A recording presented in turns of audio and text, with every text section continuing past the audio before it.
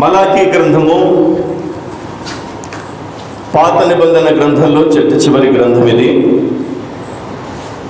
ఈ గ్రంథం తర్వాత పాత నిబంధన గ్రంథ కాలము ముగియబడింది. మలాకీ గ్రంథం తర్వాత సుమారు 400 సంవత్సరాలు దేవుడు మౌనంగానే ఉన్నారు. ఆ తర్వాత మత్తయి సువార్త నుంచి క్రొత్త నిబంధన ప్రారంభమవుతుంది. మలాకీ గ్రంథంలో వ్రాయబడినటువంటి కొన్ని విషయాల్ని ఈరోజు మనం ధ్యానం చేద్దాం. మలాకీ గ్రంథంలో మొదటి వచనం చూస్తే, ఇజ్రాయేలీయులను గూర్చి మలాకీ ద్వారా పలకబడిన యెహోవా వాక్కు.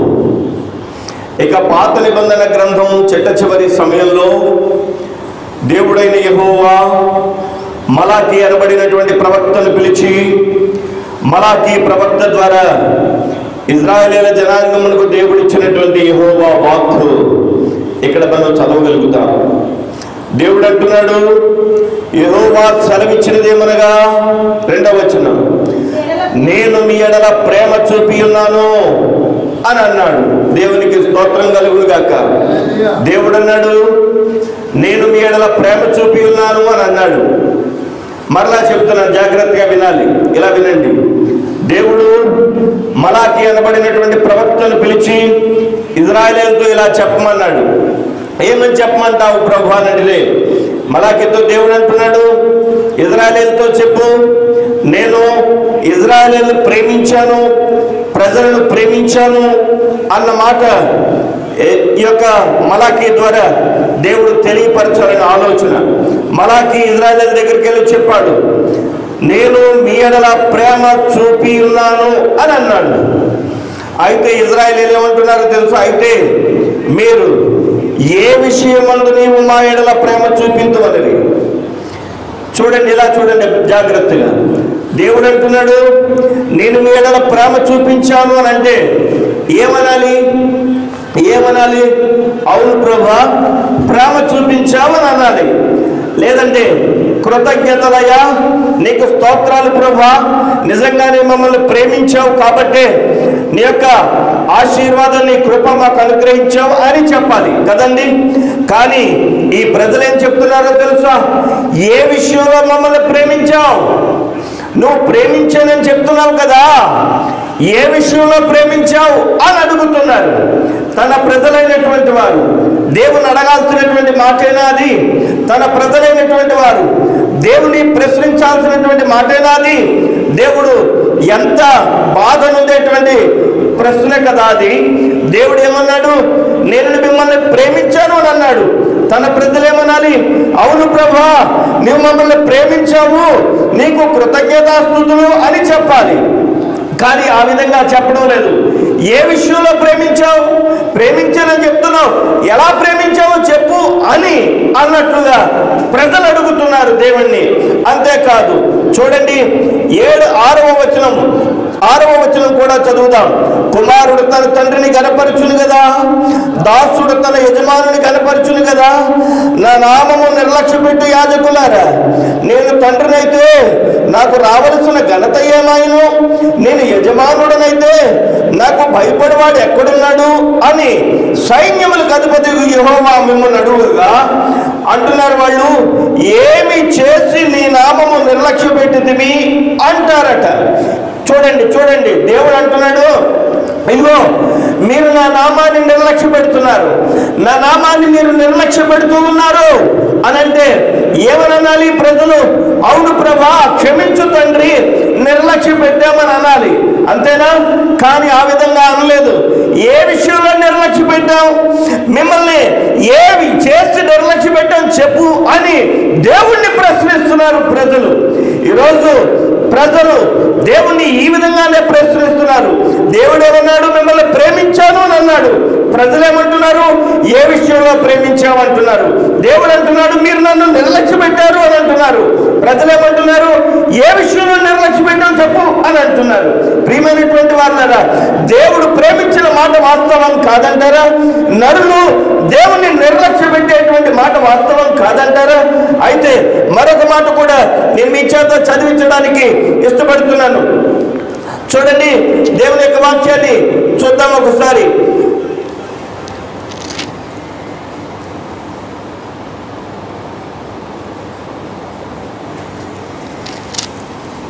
మూడవ అధ్యాయం 7వ వచనం. మా పితరుల నాటి నుండి మీ పితరుల నాటి నుండి మీరు నా కట్టడలను గైకొనక వాటిని త్రోసివేసిరి. అయితే మీరు నా తట్టు తిరిగిన ఎడల నేను మీ తట్టు తిరుగుదనని సైన్యములకు అధిపతి యెహోవా సెలవీయగా అంటున్నాడు దేవుడు. మీరు నా తట్టు తిరగలేదు, లోకం తట్టు తిరిగి ఉన్నారు. నా తట్టు మీరు తిరిగితే నేను మీ తట్టు తిరుగుతాను అని దేవుడు అంటున్నాడు. అప్పుడు ఏమంటున్నారు వాళ్ళు? మేము దేని విషయంలో తిరుగుదామని మీరందరూ, మేము ఏ విషయంలో నీ తట్టు తిరగలేదు, ఏ విషయంలో నీ తట్టు తిరగాలి అని ప్రజలు అంటున్నారు. చూసారా, దేవుడు ప్రశ్నిస్తుంటే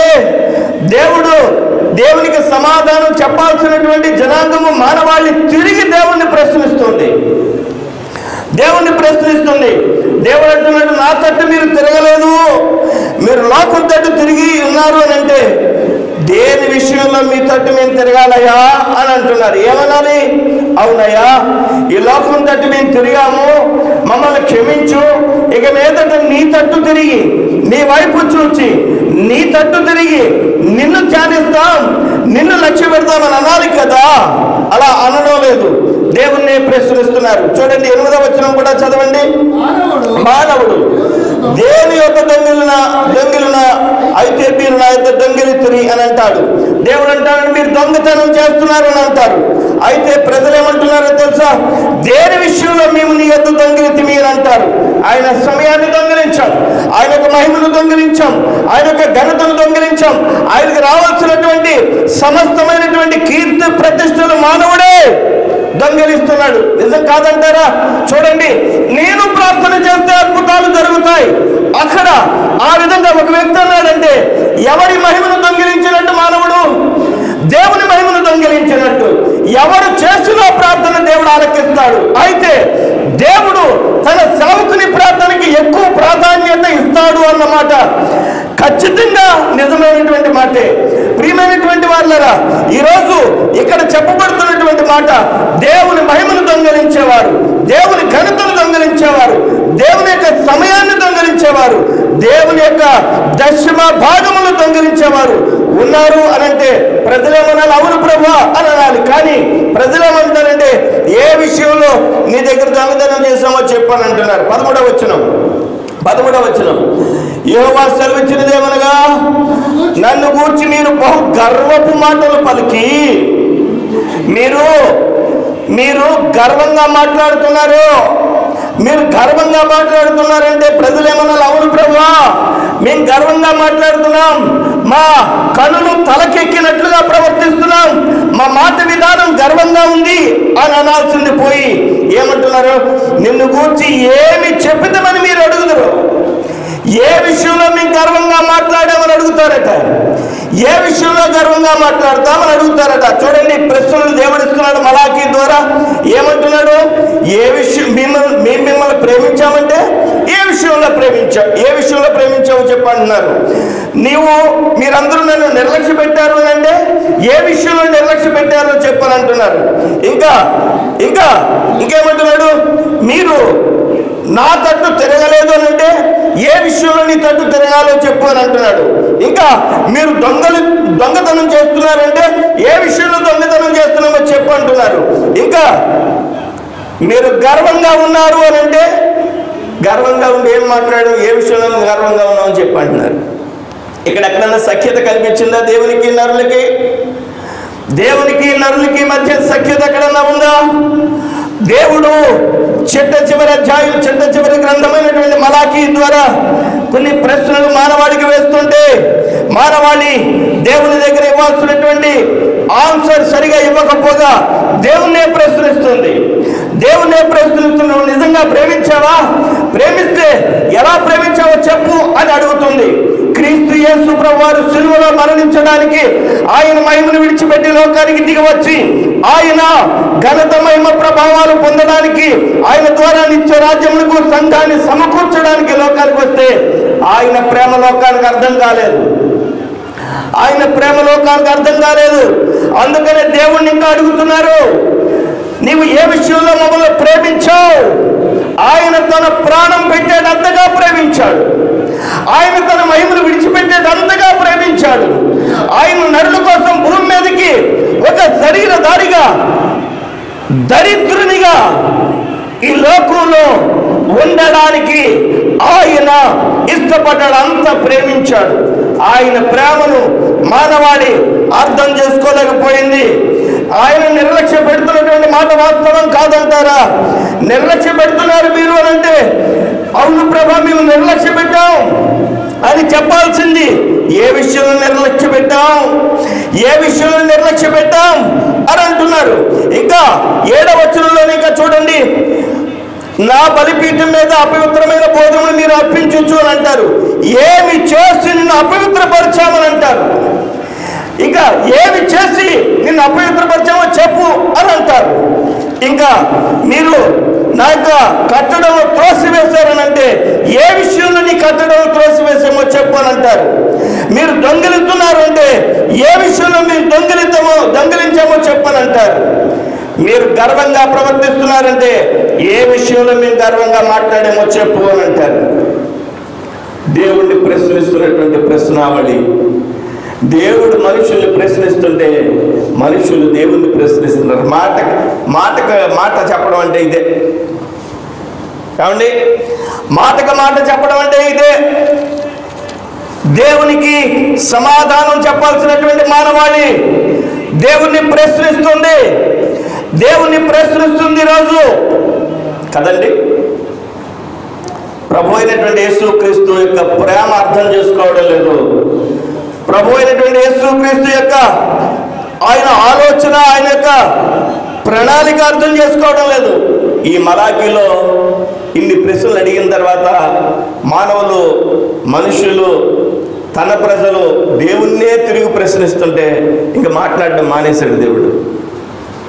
400 సంవత్సరాలు మాట్లాడలేదండి.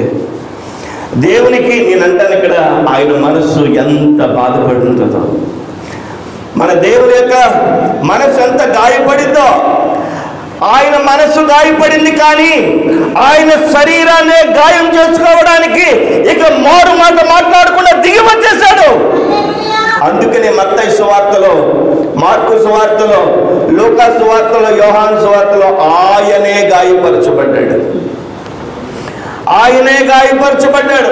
ఎంత గాయపరచబడ్డాడంటే, ఆయన 2 చేతులలో మేకులు, ఆయన 2 కాళ్ళల్లో మేకులు, ఆయన సిలువకు నాటబడ్డాడు. ఆయన కొరడా దెబ్బలు తిన్నాడు. ఆయన వీపు అంతా కూడా దున్నబడినట్లుగా అయిపోయింది. ఆయన చెంపనున్నటువంటి ఆ యొక్క గడ్డం పెరుగుతున్నలాగా శరీరం నుంచి ఆయన వెంట్రుకలు బయటకు వస్తున్నప్పుడు రక్తపు ధారలుగా ఆ శరీరం అయిపోయింది. తల జుట్టును పట్టుకున్నారు.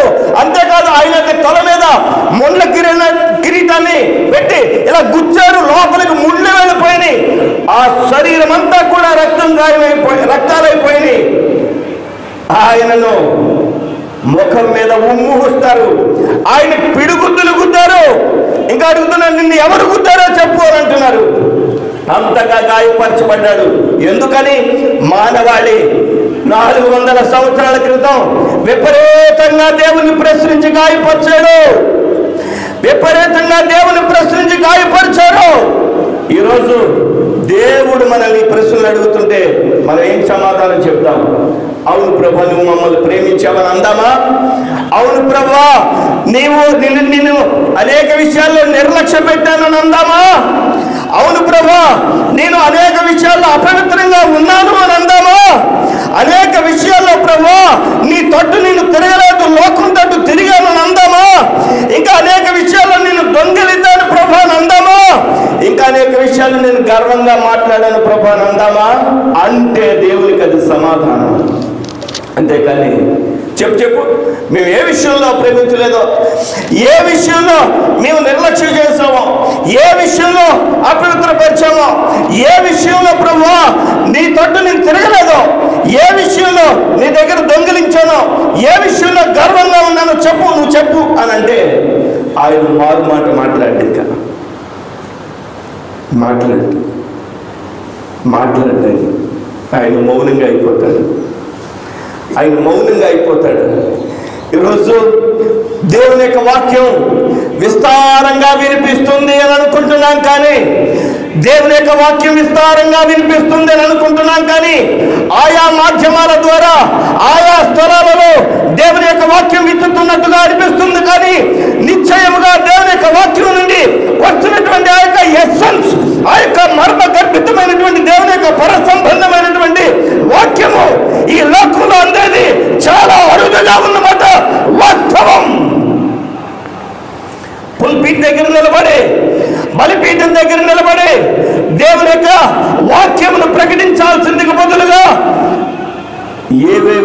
ఏవేవో మాట్లాడుతూ సమయాన్ని గడిపేటువంటి పరిస్థితులు ఏమంటారా? దేవుని యొక్క వాక్యాన్ని గమనించినప్పుడు ఈరోజు పట్టపగలు దేవుని యొక్క వాక్యాన్ని ప్రకటిస్తున్నాను. దేవుడు మానవాళిని ప్రశ్నిస్తున్నాడు.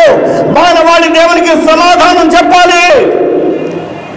ప్రశ్నలు విన్న తర్వాత దేవునికి సమాధానం చెప్పాలి. లేదంటే దేవుడు మౌనంగా చెప్పండి మౌనంగా ఉండిపోతాడు. హల్లెలూయా, హల్లెలూయా, హల్లెలూయా, హల్లెలూయా. సంఘంతో దేవుడు మాట్లాడు. ఒక విషయం తెలుసా? ఒక ఏకంగా ఒక ప్రవచనమే ఉంది. వాక్యమే కరువగును. పాట తెలుసా? వాక్యమే కరువు అవుద్దా ఏంటి? ఎక్కడ పడుతుంటే అక్కడ వాక్యం వినిపిస్తుంటే కరువు అవుద్దని అంటారేంటి వాక్యంలో? అవును, దేవుడు మాట్లాడటం మానేస్తాడు. వాక్యం నాకు కావాలి అని అడిగితే దొరకదు. వాక్యం అందుబాటులో ఉండగానే వాక్యం అందుకోవాలి.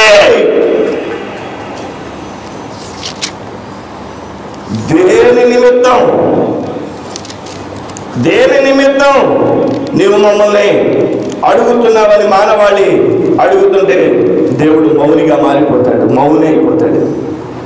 అంతేకాదు, ఒక దినాన్న మహార్పాటంతో సడన్గా మధ్యాకాశంలోకి వస్తాడు. అప్పుడట వాక్యం కరువు అవుద్దట. ఏమవుద్ది? వాక్యం కరువు అవుద్ది. వాక్యం కరువైపోద్ది.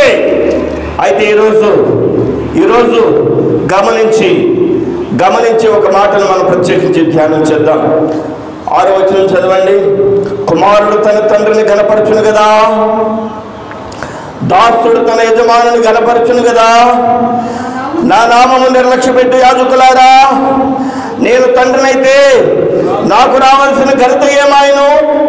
నేను యజమానుడనైతే నాకు భయపడేవాడు ఎక్కడ ఉన్నాడు అని సైన్యములకు అధిపతియగు యెహోవా మిమ్మును అడగగా, ఏమి చేసి నీ నామము నిర్లక్ష్యపెట్టిదమని మీరు అందరూ. ఈరోజు యాజకులంటే ఎవరు? దేవుని యొక్క పరిచర్య చేసేవారు మాత్రమే కాదు, యాజక సమూహంగా సంఘములో ఉన్న ఆయా పరిచర్యలు అప్పగించిన వారందరినీ దేవుడు యాజక సమూహంగా చేశాడు. దేవునికి స్తోత్రం కలుగును గాక. హల్లెలూయా, హల్లెలూయా. ఇక్కడ ఒక పరిచర్య చేశాడు ఒక బిడ్డ. ఆ బిడ్డ యాజక పని చేశాడు. దేవునికి మహిమ కలుగును గాక. ఇక్కడ మరి బరకాలేశారు, ఇక్కడ తుడిచారు. ఎవరికి అప్పగించిన పనిని వారు దేవుని మందిరంలో చేసినప్పుడు వారు మందిర క్రమముల్లో పాల్గొంటున్నారని అర్థం. నాకు అప్పగించిన పని దేవుని యొక్క వాక్యాన్ని అందించడం, మరొకరికి అప్పగించిన పని మరొక పని మనందరం కలిసి చేసేది. చెప్పండి, దేవుని మందిర ఆవరణ పని. హల్లెలూయా. ఈరోజు దేవుని యొక్క సన్నిధానంలో అంటున్నాడు దేవుని యొక్క వాక్యంలో అంటున్నాడు, నేను తండ్రినైతే నాకు రావాల్సిన ఘనత ఏది? నాకు భయపడివాడు ఎక్కడున్నాడు? నాకు భయపడివాడు ఎక్కడున్నాడు? అసలు ఎవరు భయపడుతున్నారు చెప్పండి నాకు. తండ్రి అంటాడు కొడుకుని, ఏమంటాడు? నేనంటే అసలు ఏమన్నా భయం ఉందరా? తల్లి అంటది కొడుకుని, నేనంటే ఏమన్నా అసలు భయం ఉందా నీకు? టీచర్ అడుగుతుంది తన క్లాసులో ఉన్న స్టూడెంట్ని, నేనంటే అసలు ఏమైనా భయం ఉందా? దేవుడు అడుగుతున్నాడు, నేనంటే ఏమైనా భయం ఉందా? భయపడేవాడు ఉన్నాడా? ఈరోజు మనం సమాధానం చెప్పాల్సింది, అవును ప్రభువా, భయపడేటువంటి పరిస్థితి నేను కలిగి ఉన్నానని చెప్పాలి. లేదంటే ప్రభువా, భయం లేకుండా నేను నీ నామాన్ని నిర్లక్ష్యం చేసి తిరిగేటువంటి పరిస్థితుల్లో ఉన్నాను ప్రభువా, నీకు భయపడేవానిగా చెయ్యని అడగాలి. అంతేనా? రెండు సమాధానాలనే అంతేనా? ఈరోజు మనం చెప్పాల్సింది ఏంటంటే, నీకు భయపడేవాడు ఉండాలి. ఇప్పుడు చూడండి,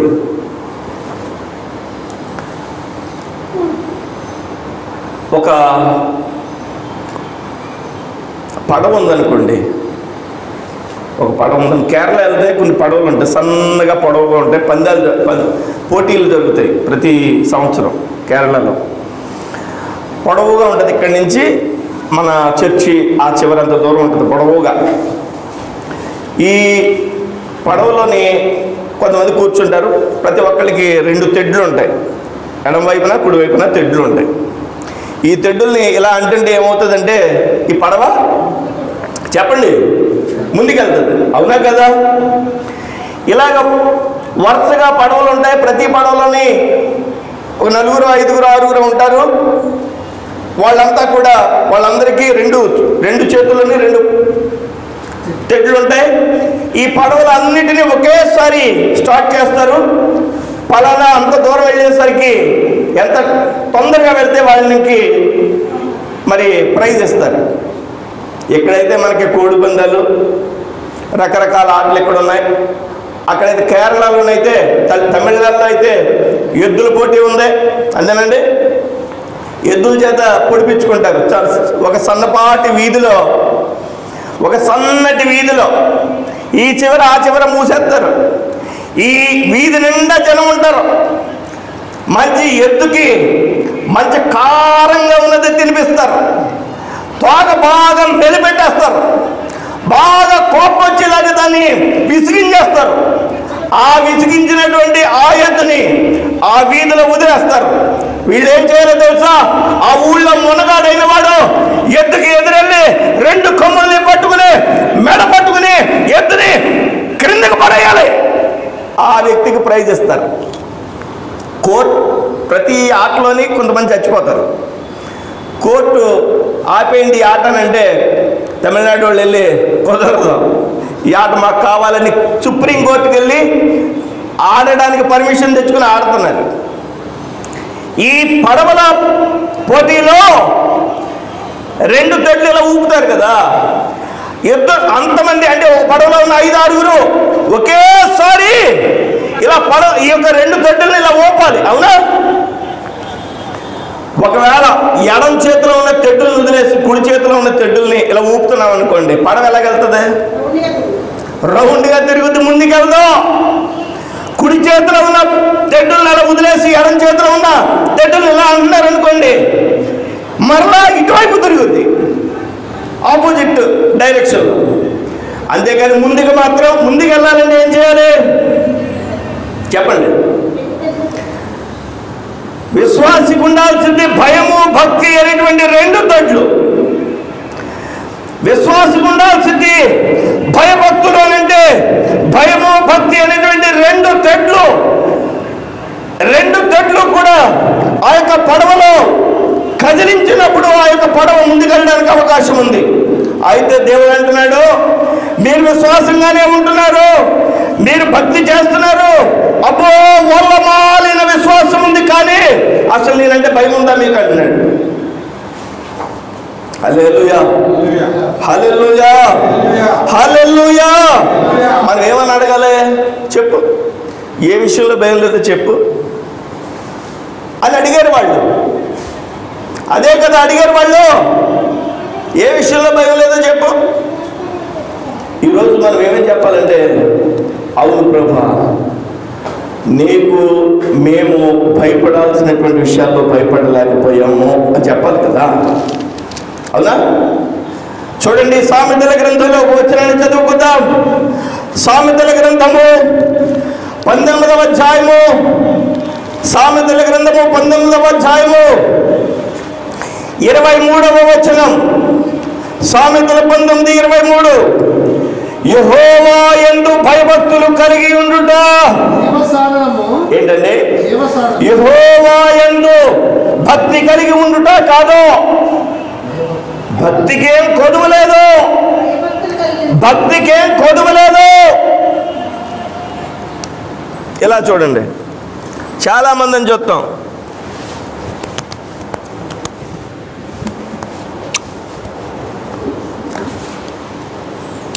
అదే భక్తులు లేరా? అది భక్తి కాదా? భక్తి వేరు, భయం వేరు. అవునండి. ఈరోజు అడుగుతున్నాడు, యెహోవా యందు భయభక్తులు కలిగి ఉండుట జీవ సాధనము. అది కలిగిన వాడు తృప్తుడై అపాయము లేకుండా బ్రతుకును. దేవునికి స్తోత్రం కలుగునుగాక. భయభక్తులు కలిగి ఉన్నవాడికి, భయభక్తులు కలిగి ఉన్నవాడికి యెహోవా యందు భయభక్తులు కలిగి ఉండడమే జీవ సాధనమట. అదే సాధన చేస్తాడు. అదే భయము భక్తి కలిగి ఉండడానికి సాధన చేస్తాడు.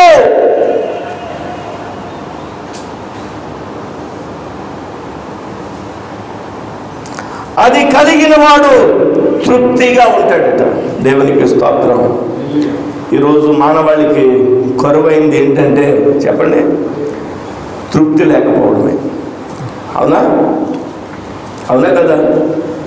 తృప్తి లేకపోవడమే మానవునికి కలిగి ఉండాల్సింది తృప్తి. దేవుడు మనకి చేసినటువంటి ప్రతి మేలును బట్టి దేవునికి ఘనత చెల్లించి దేవుని మహిమపరచాలి, దేవుని స్తుతించాలి, తృప్తి కలిగి ఉండాలి అన్న మాట వాస్తవమైనటువంటి మాట. దేవునికి స్తోత్రం కలుగునుగాక. హల్లెలూయా, హల్లెలూయా, హల్లెలూయా, హల్లెలూయా.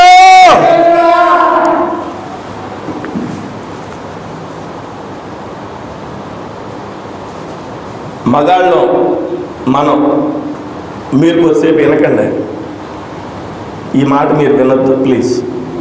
మనకే అంటే మనం కూర్చుని ఇక్కడ ఉన్నవాళ్ళం కాదు, సాధారణంగా మగవాళ్ళు. నిన్ను కర్మకాలు చేసుకున్నాను, అసలు నిన్ను చేసుకోకుండా ఉండటం అయితే, పలానా వాళ్ళని చేసుకోవటం అయితే ఎంత బాగుండని తృప్తి లేకుండా అనే మగాళ్ళు ఏదో ఒక సమయంలో, ఏదో ఒక టైంలో అనే పురుష జాతి. ఏమండి, నిజమా కాదా? అవునా కాదా? మేము అనలేదండి అని అనొద్దు. నేను యథార్థంగా మాట్లాడదాం. మనకి దేవుడు ఇచ్చినటువంటి ఒక గొప్ప కృప కలిగినటువంటి ఈ యొక్క ప్రణాళికను బట్టి దేవుని స్తుతించబద్ధులమై ఉన్నాం. హల్లెలూయా, హల్లెలూయా.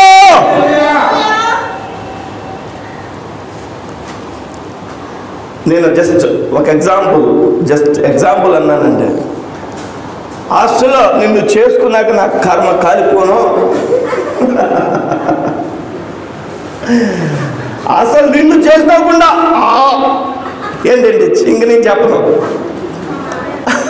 ఆ సంబంధం మిస్ అయిపోయింది అని అనేవాళ్ళు లేరండి?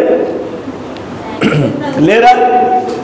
ప్రియమైనటువంటి వారు గమనించండి. ఇప్పుడు వాళ్ళు ఏమనుకుంటున్నారంటే, మా బాగా అన్నారు, భలే చెప్పారులే అని అంటారు. ఇప్పుడు మీరు ఊరుకోండి, అటు చూద్దాం. ఇదిగో మా అమ్మ మా నాన్న నీకు కట్టు పెట్టేసి నా జీవితాన్ని నాశనం చేస్తారు, బ్యాక్ ఎక్కడుంది, సత్తుని వెళ్ళిపోతాను అని తృప్తి లేని జీవితాలు లేవా? లేవా? నేను ఉట్నే ఒక చిన్న ఎగ్జాంపుల్ చెప్పాను. నేను అనేది ప్రభువు మన జీవితాలలో చేసినటువంటి ప్రతి కార్యక్రమాన్ని బట్టి ప్రభువుని స్తుతించి ఘనపరచాలి. దేవునికి స్తోత్రం కలుగునుగాక. హల్లెలూయా, హల్లెలూయా. ఎందుకు మనం స్తుతించాలంటే మనకి ఇచ్చినటువంటి మేలులు ఎంత గొప్పవో చూడండి. సిమెంట్ తోరల్లో ఇప్పటికీ నివసిస్తున్నారు, మీకు తెలుసు కదా. పెద్ద పెద్ద సిమెంట్ తోరలు ఉంటాయి, సిమెంట్ తోరల్లో ఇప్పటికీ నివసిస్తున్నారు. ఆ నివసించేటువంటి జనము కంటే దేవుడు మనకి ఎంత మేలునిచ్చాడు. ఒకసారి 2 చేతులు పైకెత్తి ఒకసారి బిగ్గరగా స్తోత్రం చెప్పకూడదా? అందరూ కలిసి బిగ్గరగా ఒకేసారి చెప్పకూడదా? ఇంటి దగ్గర పిల్లల మీద అరుస్తారు, ఆ సౌండ్ రావాలా? చెప్పండి. వెరీ గుడ్, హల్లెలూయా. నేనేమంటున్నానంటే దేవుని యొక్క సన్నిధిలో భయభక్తులు కలిగి ఉన్నప్పుడు మనము తృప్తి కలిగి ఉంటాము. తృప్తి కలిగి ఉండలేదు అని అంటే దాని అర్థం ఏంటంటే మనము దేవునికి భయపడుటలో, మనము దేవునికి భక్తి చేయడంలో ఎక్కడో దోషం ఉన్నది అని గమనించాలి. దేవుని సన్నిధిలో తృప్తి కలిగి ఉండడానికి దేవుడు సహాయం చేయాలి. దేవుని ఎడల మనం తృప్తి కలిగి ఉండాలి. లక్షలు సంపాదించుకున్న వారు కోట్ల కోసం, కోట్లు సంపాదించుకున్న వారు మిలియన్ల కోసం, ఒక అంతు లేనటువంటి స్థితి, తృప్తి లేనటువంటి స్థితి మానవాళి కలిగి ఉన్నారు. అప్పుడే దేవుడు అంటున్నాడు భయభక్తులు కలిగి ఉండట జీవ సాధనం కదా అని అంటాడు. దేవునికి స్తోత్రం కలుగును గాక. హల్లెలూయా. నిజంగా దేవుడు మనకి ఇచ్చినటువంటి అన్ని మేలులను బట్టి దేవునికి స్తుతి చెల్లించాలి. నేను చాలాసార్లు చెప్తాను, మనకి దేవుడు చేసినటువంటి మేలు మామూలు మేలు కాదు. దేవుడు ఇచ్చినటువంటి కృప అత్యంత విలువైనది, అత్యంత గొప్పది. కాబట్టి మనం ఏం చేయాలంటే చెప్పండి, దేవునికి స్తోత్రం చెల్లించాలి. చెప్పండి, దేవునికి స్తోత్రం చెల్లించాలి. హల్లెలూయా, హల్లెలూయా, హల్లెలూయా.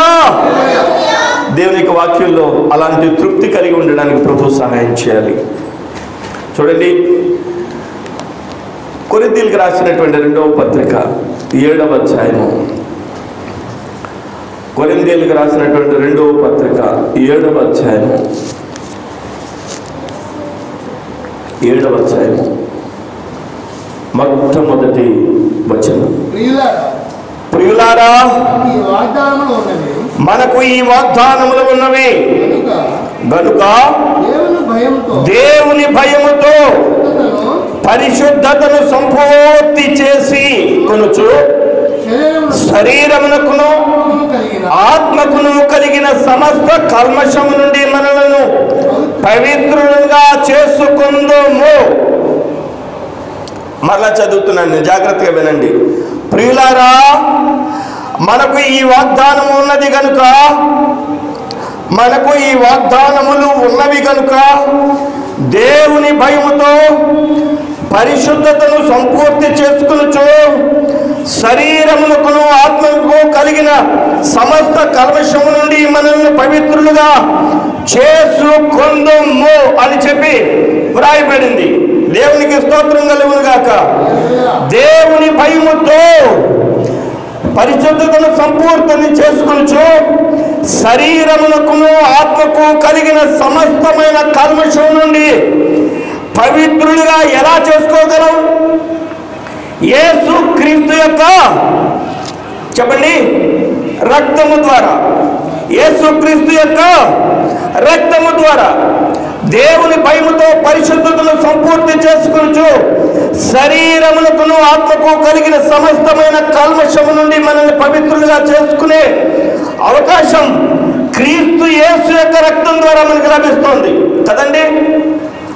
క్రీస్తు యేసు యొక్క రక్తం ద్వారా అంటే భయముతో ఉన్నప్పుడు పరిశుద్ధతను సంపూర్తి చేసుకోవాల్సినటువంటి బాధ్యత ఎవరి మీద ఉంది?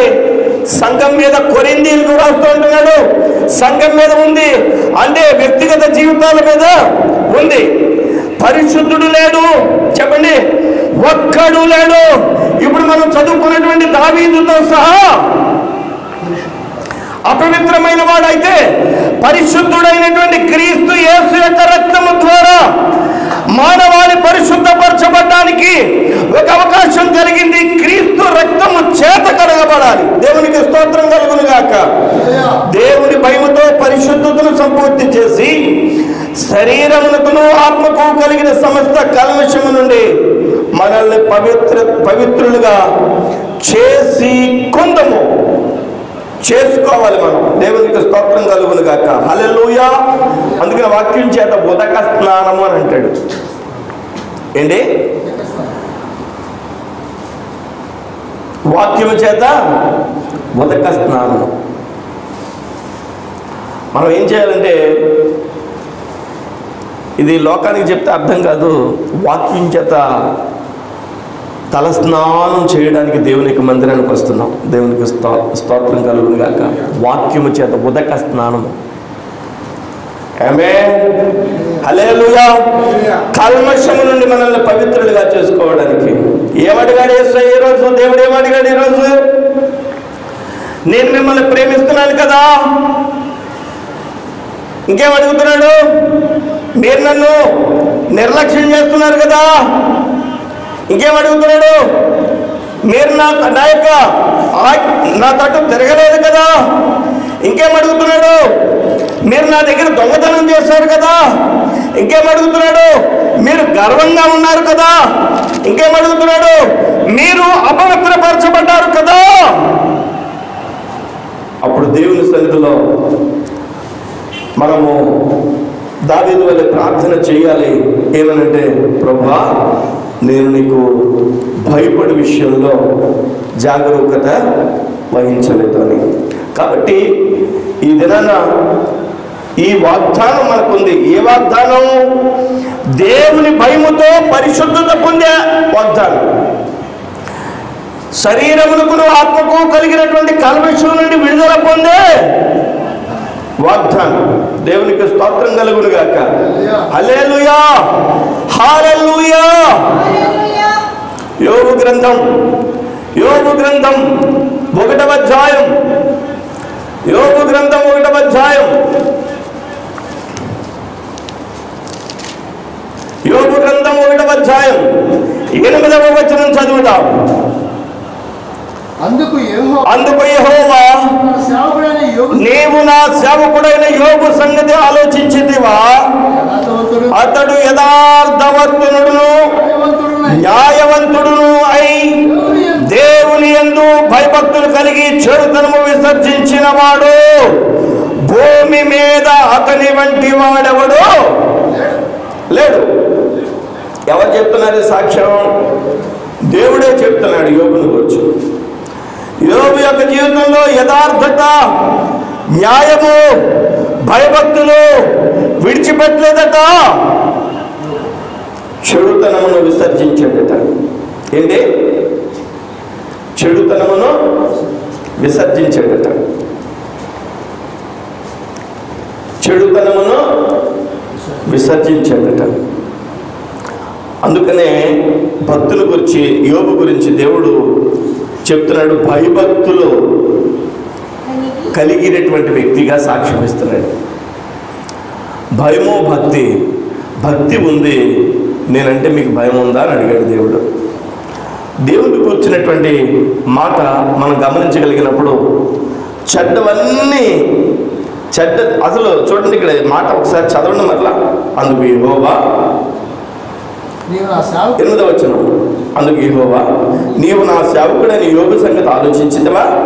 అతడు యథార్థవర్తనుడును న్యాయవంతుడునై దేవుని యందు భయభక్తులు కలిగి చెడుతనము విసర్జించిన వాడు భూమి మీద అతని వంటి వాడు లేడు. చెడుతనము విసర్జించిన వాడు. చెడుతనం ఎక్కడి నుంచి వస్తుంది? మామూలుగా మనలో మనం అంట. చెడుతనం ఎక్కడి నుంచి వస్తుంది? ఇలా వినాలి. మామూలు ఎవరికి వాళ్ళే సహజంగా అనుకునేది ఏంటంటే క్రైస్తవులైనా క్రైస్తవేతరులైనా, భక్తులైనా భక్తి లేని వారైనా, దేవుడికి భయపడేవారైనా భయపడని వారైనా వాళ్ళు చెడ్డోళ్ళు, ఫలానా వాళ్ళు చెడ్డోళ్ళు అనుకునేటట్టుగా ఉంటుంది. వాక్యం ఏం చెప్తుందంటే చెడ్డతనం అనేది ఎక్కడ వస్తుందంటే మనలో నుంచే వస్తుంది. ప్రతి వ్యక్తి జీవితంలోనే చూద్దామా, వాక్యం చూద్దామా, చూడండి. మార్కు సువార్త 7వ అధ్యాయము, మార్కు సువార్త 7వ అధ్యాయము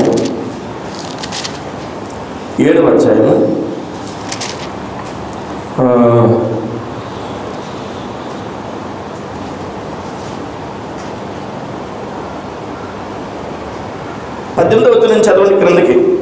మార్కు సువార్త 7వ అధ్యాయం 18వ వచనం నుంచి. ఆయన వారితో ఇట్లనెను, మీరు ఇంత అవివేకులై ఉన్నారా? వెలుపల నుండి మనుషుని లోపలికి పోవునదేది వారిని అపవిత్రునిగా చేయజాలదని మీరు గ్రహింపకున్నారా? అది వారి హృదయంలో ప్రవేశింపక కడుపులోనే ప్రవేశించి బహిర్భూమిలో విడవబడును. ఇట్లా అది భోజన పదార్థములన్నింటినీ పవిత్రపరచును. 20వ వచనం నుంచి మనం ప్రాముఖ్యంగా గుర్తుపెట్టుకోవాలి. మనుష్యుని లోపల నుండి బయటకు వెళ్ళునది మనుష్యుని అపవిత్రపరచును. మరలా చెప్తున్నాను, మనం బయట నుంచి వచ్చేది మనుషులను అపవిత్రపరచదట, మనిషి లోపల నుంచి బయటకు వచ్చేదే అపవిత్రపరుస్తుందట. లోపల నుండి అనగా మనుషుల హృదయములో నుండి, 20వ వచనం, మనుషుల హృదయంలో నుండి దురాలోచనలను, జారత్వమును, దొంగతనములను, నరహత్యలను, వ్యభిచారములను, లోభములను, చెడుతనములను, కృత్రిమములను, కామ వికారమును, మత్సరమును, దేవదోషణియు, అహంభావమును, అవివేకమును వచ్చును. ఈ చెడ్డవన్నీ లోపల నుండి బయలు వెళ్ళి మనుషుని అపవిత్రపరచునని ఆయన చెప్పాను. ఎవరిని వచ్చి చెడ్డ అనుకునే పని లేదు. ప్రతి వ్యక్తి నేను చెడ్డవాడని అని గమనించాల్సినటువంటి అవసరం ఉంది దేవునికి. ఎందుకంటే చెడ్డతనం ఎక్కడొస్తుందంటే ప్రతి హృదయంలోనే ఉంది. అందుకనే హృదయము ఘోరమైన వ్యాధి కలిగింది. హృదయము చెప్పండి, ఘోరమైన వ్యాధి కలిగింది. హృదయాలోచన మనిషిని అపవిత్రపరచును అని చెప్పి వ్రాయబడింది. దేవునికి స్తోత్రం కలుగును గాక. నేను 4వ కీర్తన మీకు చెప్పాను, పంపించాను మీకు, మీరు చూసారా? ఇలా చూడండి, 4వ కీర్తన మీ గ్రూప్లో పెట్టాను, చూసారా? 4వ కీర్తన చూడలేదు. 4వ కీర్తన మీరు ఎన్నో నిమిషాలు, 20 నిమిషాలు ఉంటుంది అంతే. 4వ కీర్తన పెట్టుకొని చూడాలి. నేను గ్రూప్లో పెట్టినప్పుడు దయచేసి చూడాలి. ఒక విషయం గమనించండి. మీకు ఒక విషయం చెప్పాలి. మన యూట్యూబ్ ఛానల్లో 1000 వీడియోస్ ఉన్నాయి. 1, 2 కాదు. ఎన్ని రోజులు చూసినా, అంటే 3 సంవత్సరాల పాటు రోజుకొక వీడియో చూసినా కానీ తరగవండి. 3 సంవత్సరాల పాటు ఒక రోజుకొక వీడియో చూసినా తరగదు. కొన్ని వీడియోస్ లక్షల మంది చూశారు. అయితే ఈ యూట్యూబ్ అనేది ఏం చేస్తుందంటే, చూస్తున్నారనుకోండి, ఆ ఛానల్లో ఉన్న వీడియోని చూస్తున్నారనుకోండి, మరలా యూట్యూబ్ ఏం చేస్తుందంటే ఆ వీడియోని మీకు పంపిస్తుంది, చూడండి అని. మీరు చూడడం లేదనుకోండి, మీరు చూస్తుంటే అవే వస్తాయి. వంటలే చూస్తున్నారనుకోండి, మీరు పెట్టగానే వంటలే పిలవమంటే వచ్చేస్తాయి. మీరు వాక్యం చూస్తున్నారనుకోండి, వాక్యం మీరు యూట్యూబ్ ఆన్ చేయగానే మీకు అక్కడ కళ్ళ ముందు కనిపిస్తుంది. యూట్యూబ్ యొక్క అల్గరిథం అంటారు దాన్ని, అల్గరిథం. మీరు ఈ ప్రసంగాన్ని ఒక లైక్ చేశారనుకోండి, ఆ లైక్ వల్ల ఓహో వీళ్ళకి ఇష్టమైందా అంటే 10 మందికి పంపాలని చెప్పి 10 మందికి యూట్యూబ్ పంపేస్తుంది. అందుకనే లైక్ చేయండి అని చెప్తూ ఉంటారు. మీరు వాక్యం జస్ట్ లైక్ చేస్తే ఏమవుతుందంటే 10 మందికి సువార్తను పంపిన వాళ్ళు అవుతారు. మీరు దేవునికి మహిమ కలుగును గాక. హల్లెలూయా. ఈరోజు గమనించాలి దేవుని యొక్క, ఎక్కడ ఉన్నాం మనం? 4వ కీర్తన చెప్పుకున్నాం కదా. చెడ్డవన్నీ కూడా, చెడ్డవాటి గురించి చెప్పుకున్నాం. 4వ కీర్తన దగ్గరికి వెళ్ళాం. అక్కడ అంటాడు 4వ కీర్తన ఒకసారి తెరిచి చూద్దాం. 5వ కీర్తన 5వ కీర్తన చెప్పినట్టున్నాను. 4-5 ఒకసారి తీయండి.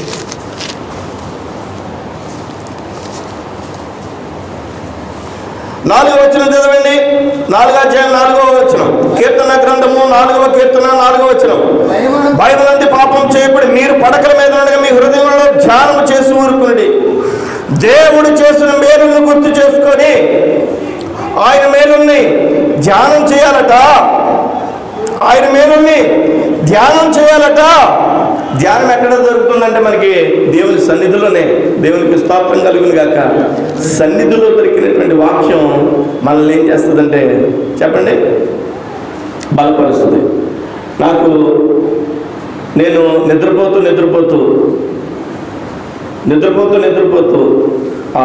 యూట్యూబ్ పాటలు పెట్టుకుంటాను. పాటలు వింటూ ఆ పాటల్లో ఉండేటువంటి మాధుర్యాన్ని ఆస్వాదిస్తూ పడుకుంటాను. ఈరోజు గమనించాల్సింది, ఎప్పుడైతే మనం ధ్యానిస్తున్నామో దేవుని యొక్క సన్నిధిలో దేవుని యొక్క నామాన్ని స్తుతిస్తూ మహింపరుస్తూ ఉంటాము. ఏమని చెప్పుకున్నాం ఈరోజు?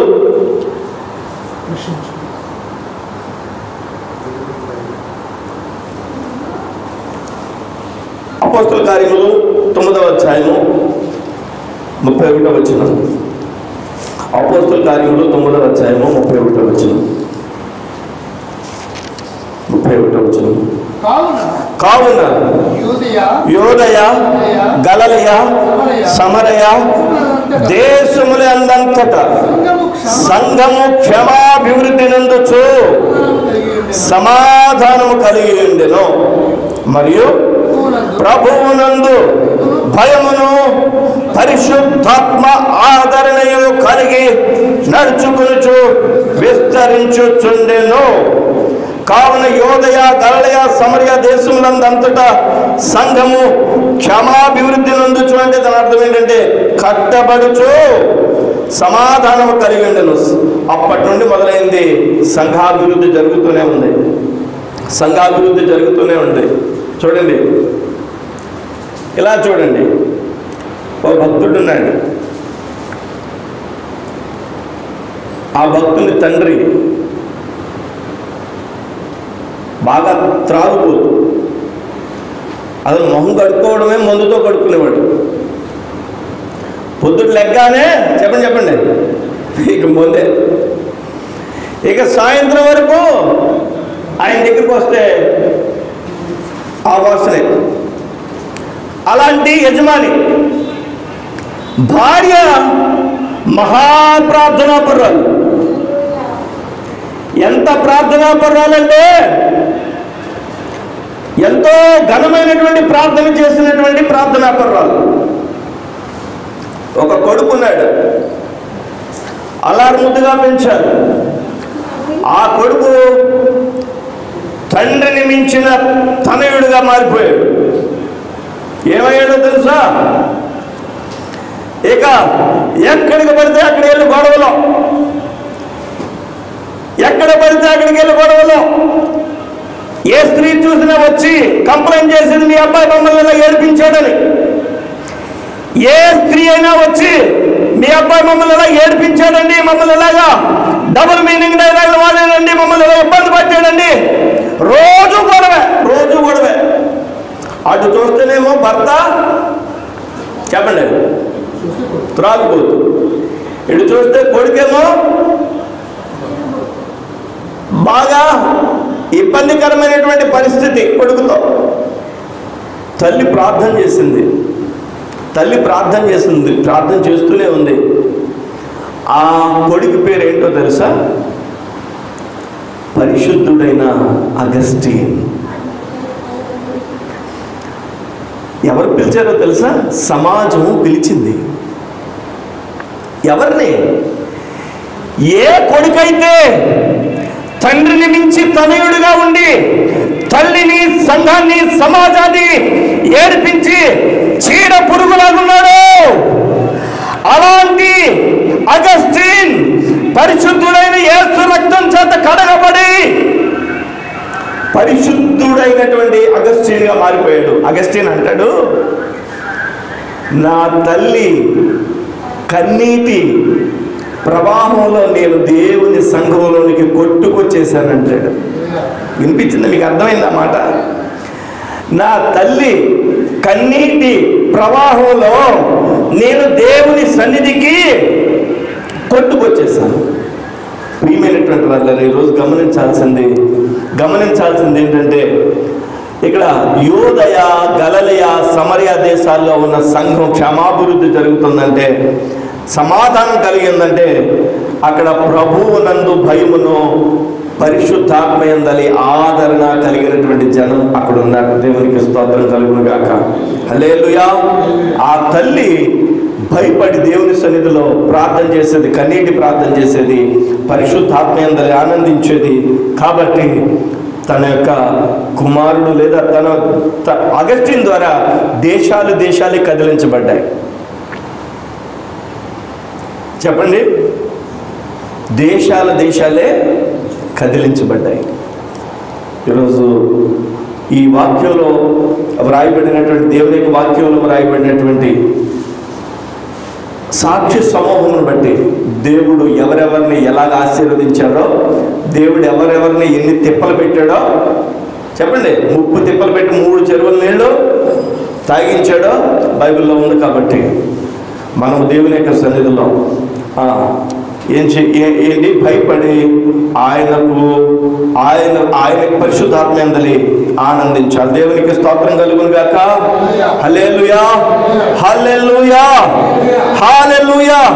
మీకు నేను దేవుని యొక్క వాక్యాన్ని గంట నుండి చెప్తున్నాను. గమనించాలి. ఈరోజు దేవుని యొక్క వాక్యాన్ని దేవుని యొక్క సన్నిధానంలో ఏమంటున్నాడంటే, దేవుడు మలాకీ గ్రంథంలో ఒకసారి వెనక్కి వెళ్ళి చూద్దాం. మలాకీ గ్రంథంలో దేవుడు ఏమడిగాడు మీకు గుర్తుందా? దేవుడు ఏమడిగాడు మనుషుల్ని? కాబట్టి దేవుని కోపం వస్తుందా? ఇలా చూడండి, దేవుని కోపం వస్తుందా? దేవుడు కోపపడతాడు కదా. కోపపడినప్పుడు ఒక్కోసారి మహా ఉగ్రుడైపోతాడు. అంటే మొత్తం ఏం చేయాలంటే చేసేస్తాడు అనమాట. ఒక్కోసారి మాట్లాడడం మానేస్తాడు. అవునా? అరే అన్నం పెట్టాను చెప్పరా, తినమని చెప్పు అంటారా ఆడవాళ్ళు కోపం వచ్చినప్పుడు? అంటారా? భర్తలు కూడా అస్సలు మేము గొడవ పడలేదండి అనే భార్య భర్తలు ఉంటారండి. ఉంటే వాళ్ళని ఈనాడు పేపర్లో ఫోటో ఏం చేద్దాం ఒకవేళ ఉంటే. అసలు మాట మేము అనుకోలేదండి, అబ్బా అస్సలు అనుకోనే లేదండి అని నిజంగా చెప్తే వాళ్ళకి సన్మానం మామూలుగా చేయకూడదు. ఒక్కోసారి భర్త మాట్లాడడం, ఒక్కోసారి భార్య చెప్పండి, ఒక్కోసారి పిల్లలు మాట్లాడరు తల్లిదండ్రులతో. దేవునికి స్తోత్రం. మరలా కలిసిపోతారు. ఇంటికి వెళ్ళిన తర్వాత ఇద్దరు కలిసి భోజనం చేస్తారు. అదే కదా దేవుని సన్నిధి, దేవుని ప్రేమ. దేవునికి మహిమ కలుగును గాక. పిల్లోడు ఒక్కోసారి తల్లి మీద కోపపడతాడు, మాట్లాడతాం, ఒకరోజు మరలా మాట్లాడతాడు. ఒక్కోసారి తల్లి కోపపడతాడు, ఒక్కోసారి తండ్రి కోపపడతాడు. నేను అనేది ఏమంటే 400 సంవత్సరాలు దేవుడు మాట్లాడలేదండి ప్రజలతో. మలాకి తీయండి, తీసారు మీరు బైబిల్ చూసారా? మలాకి గ్రంథం ఇలా తీయండి, ఏముంది అక్కడ? మలాకి గ్రంథం తీసారా? మొత్తం పేజీ తిప్పండి. మలాకి గ్రంథం అయిపోయిన తర్వాత పేజీ 4వ అధ్యాయం తర్వాత తిప్పండి పేజీ. ఏముంది దాని మీద? ఏమన్నా ఒక అక్షరమైనా ఉందా? చెప్పండి తిప్పారా? ఇదిగో నా బైబిల్ అయితే ఇలా ఉంది. నేను రాసుకున్నాను కొన్ని విషయాల్లో. ఒక్క మాట లేదండి ఇక్కడ. మొత్తం వైట్ పేజీ అంటే దేవుడు నేను మాట్లాడడం అన్నట్టు అనమాట. ఎన్ని సంవత్సరాలు తెలుసా? 400 సంవత్సరాలు. ఎంత ప్రేమ అండి. తట్టుకోలేక కిందకి దిగి వచ్చేసాడు ఆయన మన కోసం. ఆమేన్. ఈరోజు నేనేమంటున్నానంటే మనల్ని ప్రశ్నిస్తున్నాడు. ఆ యొక్క మలాకీ గ్రంథంలో ఒకసారి ఆ ప్రశ్నలు ఒకసారి గుర్తు చేస్తాను. మీరు ఏమని సమాధానం చెప్తారో మోకరించి చెప్పండి. ఏదో ఒకటి సమాధానం చెప్పి తీరాలి. మొదటి ప్రశ్న, నేను నిన్ను ప్రేమిస్తున్నాను కదా, ప్రేమించడం లేదా? సమాధానం మీరు చెప్పాలి. వాళ్ళు ఏమని చెప్పారంటే, ఏ విషయంలో ప్రేమించావు బాబు చెప్పు, ప్రేమించావంట, నువ్వు ఏ విషయంలో ప్రేమించావేంటి అని అడిగారు. దేవుడు అన్నాడు ఇంకా రెండో ప్రశ్న ఏమడిగాడంటే, అసలు మీరు నాకు భయపడుతున్నారా? మీరు నాకు అసలు నేనంటే మీకు భయం ఉందా అని అడిగాడు. మనం ఏం చెప్పాలో చెప్పాలి. ఇప్పుడు వాళ్ళు ఏమన్నారంటే, భయపడలేదా? ఏ విషయంలో భయపడలేదో చెప్పు బాబు, చెప్పు, నీకు ఏ విషయంలో మేము భయపడలేదో దేవుడు చెప్పాలా? దేవుడు చెప్పాలా? ఇంకో ప్రశ్న అడిగాడు, మీరు అపవిత్రపరచబడ్డారు కదా, ఏ విషయంలో అపవిత్రపరచబడ్డాం బాబు, చెప్పు, ఏ విషయంలో అపవిత్రపరచబడ్డాం? 7వ వచనంలో ఇంకా అడుగుతున్నాడు దేవుడు, మీరు నా తట్టు తిరగలేదు, నా కట్టడం తట్టు తిరగలేదు కదా, వీళ్ళందరూ మేము ఏ విషయంలో నీ తట్టు తిరగలేదు బాబు, చెప్పు. అన్ని ప్రశ్నలే దేవునికి. మనం ఏం చెప్తాం? మరొక ప్రశ్న వేస్తున్నాడు, నీవు దేవుని యొక్క దొంగిలింటివి, ఏ విషయంలో దొంగిలించాం ప్రభా? 20 రోజుకి ఎన్ని గంటలు చెప్పండి? 24 గంటలు కదా, అవునా? 24 డౌటా? 24 గంటలే కదా. 24 గంటల్లో 10వ భాగం ఎంత? 2:30 గంటలు, 2 గంటల 40 నిమిషాలు, 2:30 గంటలు. అంటే 2:30 గంటలో కనీసం 2:30 గంటలైనా దేవునితో గడపాలి. అంటే మోకరించే ప్రార్థన చేయక్కర్లేదు, నడుస్తుంది వంటగదిలో పోపు ఇలా అంట, దేవునికి స్తోత్రము గానము చేయుట మంచి. హల్లెలూయా! ఎంత బాగుంటుందండి. హల్లెలూయా! అలాగే సమయం లెక్కేసుకుంటే 2:30 గంటలు దేవునితో కనీసం గడపాలని. దేవునికి స్తోత్రం కలుగును గాక.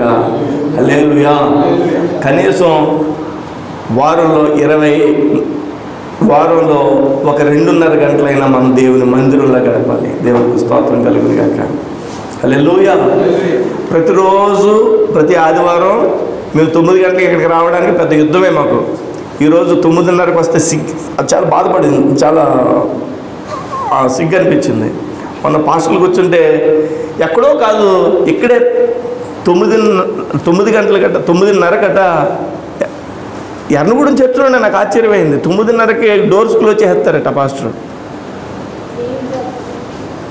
నాకు ఆశ్చర్యమైంది, నిజమా అది అని అడిగి అంటే మిగతా పాస్టర్లు అన్నారు, అవునండి బాబు, ఆయనతో తలపోటు 9:30 మీరు 9:30కి వేసేస్తాడట. 9:30కి డోర్స్ వేసేస్తాడట. మరలా ఆరాధన అయిన తర్వాత వాక్యం సమయానికి డోర్ తీస్తాడట. అప్పుడు వాక్యం కావాలన్న వాళ్ళు అప్పటి వరకు బయట 10 మందో 5గురో అప్పుడప్పుడు కూర్చుంటూ ఉంటారట. వాక్యానికి అప్పుడు లోపలికి వస్తారట.